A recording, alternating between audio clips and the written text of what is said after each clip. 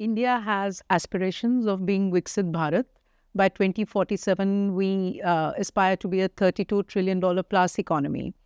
At the same time, we are also the fastest growing major economy in the world today. And the latest IMF projections bear that out.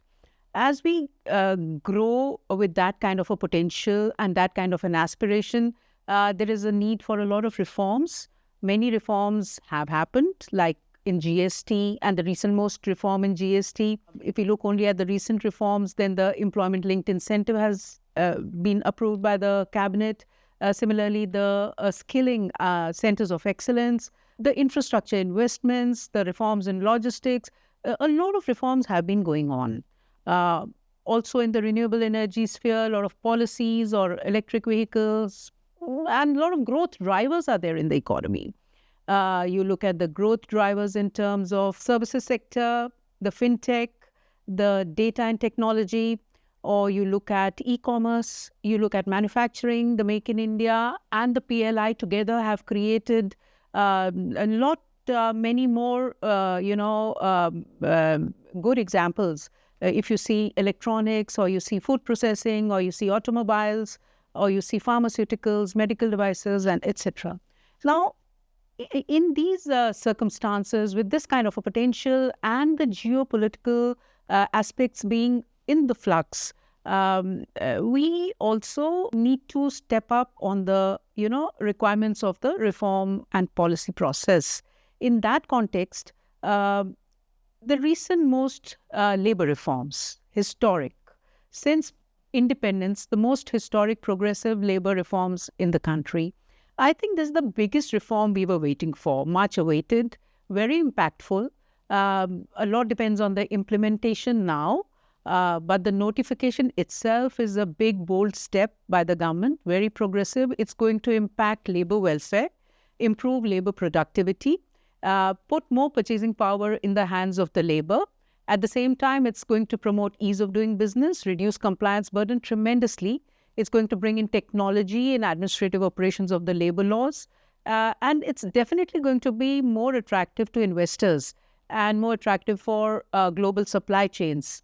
Also, as we are doing FTAs with different countries, the EU being one example where the FTA is going on, these aspects of social security for the labour welfare is going to be very important from the ESG point of view for the firms, the environment, social and governance responsibilities.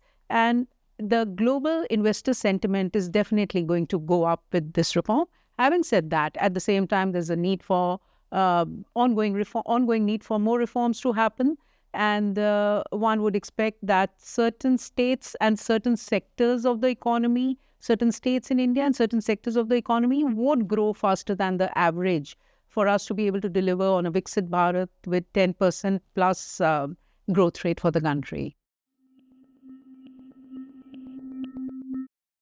This is in terms of the labour laws. The labour codes having been notified, and as said, it's a very bold decision of the government, and it's called the mother of all reforms, famously by an economist.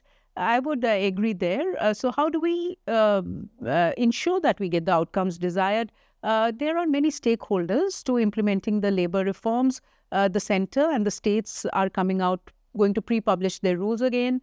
There'll be stakeholder consultations, and then the final notification. Then there's going to be a lot of other related activity which will happen in terms of making sure that they're operationalized in a harmonious, standardized manner, and with the involvement of the workers, the states, and the concerned, stakeholders. Also, technology has to be enabled. Already we have single window approvals, but those have to be strengthened. They have to be streamlined so that we have a genuine single window, whether we talk about Shram Suvidha or we talk about Samadhan, which is for taking grievances of the labour force.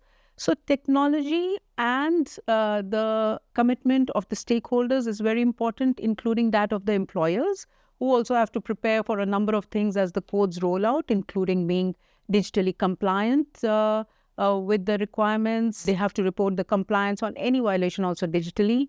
They have to prepare for wages, the changes in the minimum wages and the timely payments, so on and so forth. So all these requirements are there, including the trade unions have a very important role to play in terms of outreach to the workforce and making them aware of the minimum wages, the timely payment, and so on and so forth. The social security coverage. So our own organizations have to also prepare for that rollout.